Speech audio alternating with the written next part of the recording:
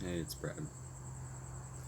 So, I've always had trouble with the notion of white lies.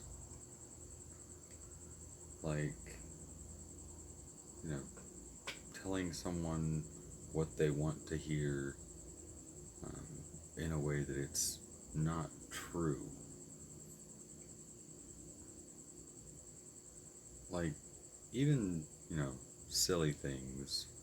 Like, if a meal doesn't taste good and you say it does, well, sure, you might be sparing the cook's feelings, but you're firstly setting yourself up for some more bad meals.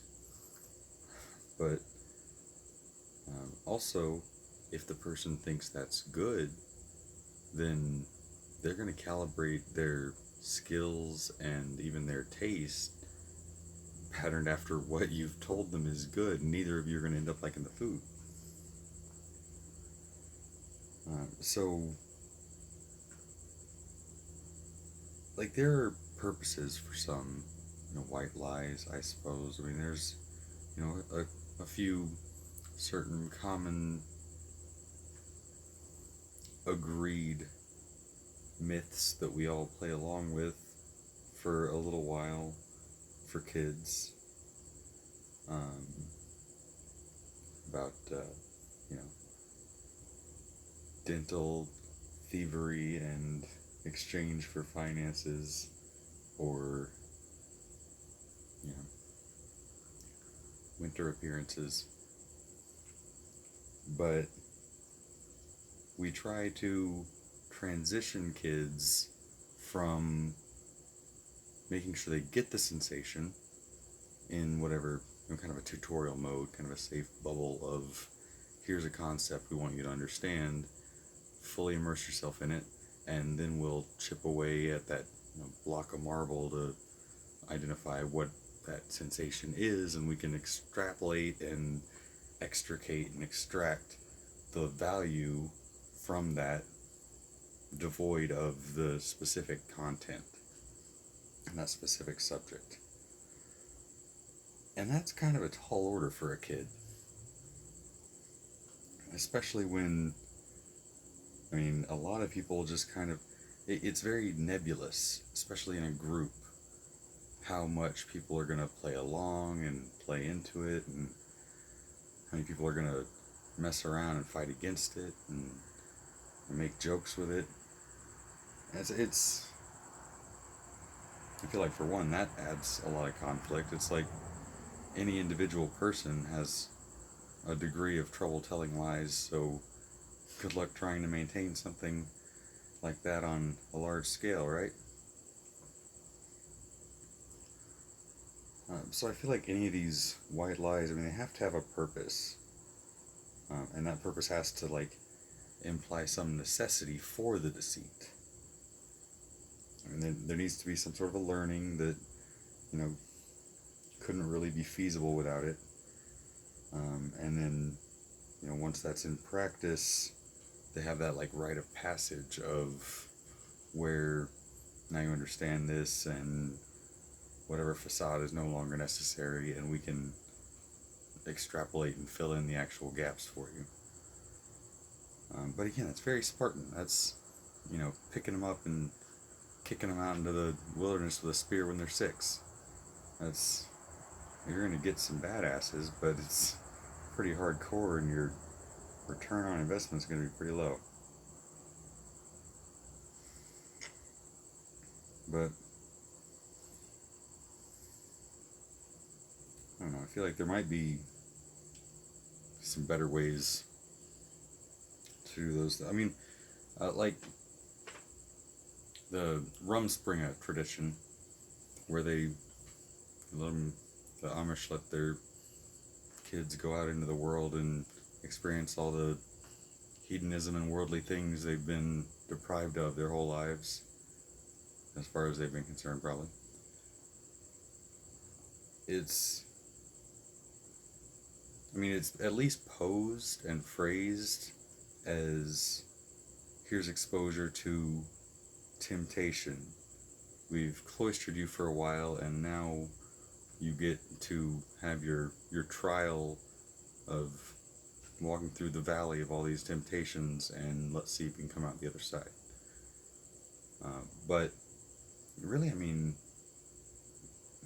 with the cultural pressures, that's a pressure cooker, and you're almost encouraging them to indulge. I mean, you essentially are encouraging them to indulge, but then you're encouraging them to become addicted because of how well crafted the drug of modern society is in whatever its form.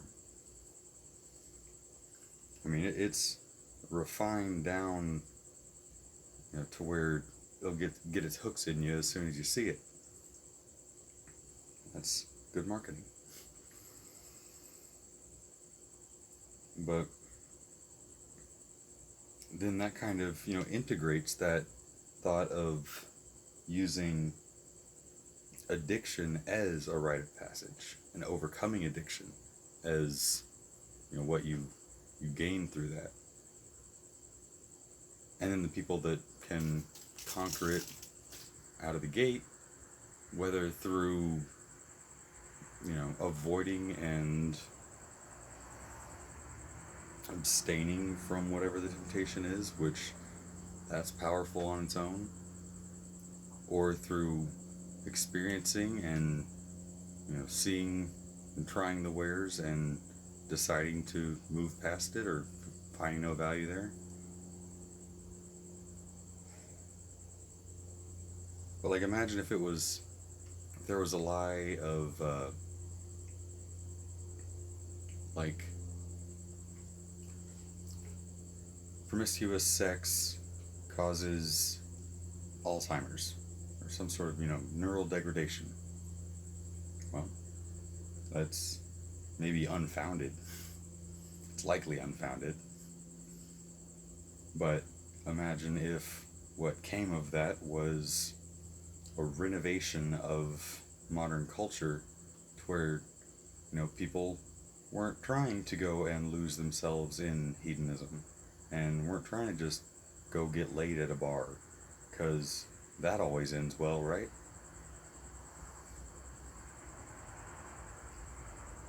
So I feel like retrospectively, and again, I'm not saying that it would be kind of the hard love, hard edge version of it, to say, like, imagine somebody that really wanted to drive that message home would, like, made like a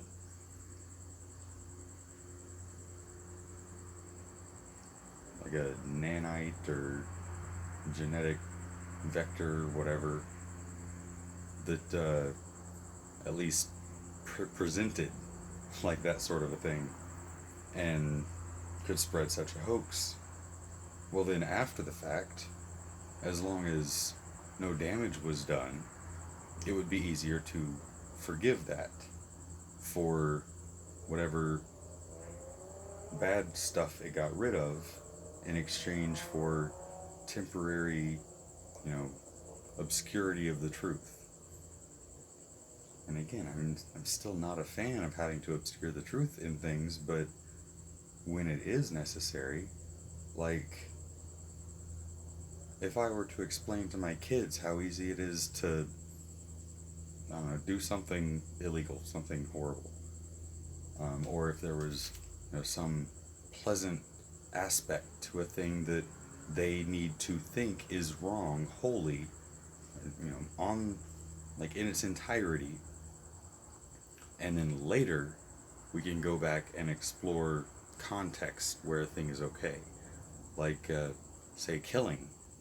Obviously that's a bad thing, but there are very few finite circumstances, or, and it, depends on a person's perspectives what circumstances those are, kind of what tiers you consider it to be okay.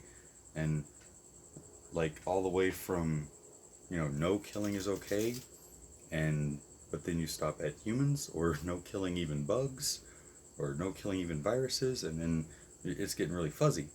But then all the way up to, nobody thinks killing everything is okay.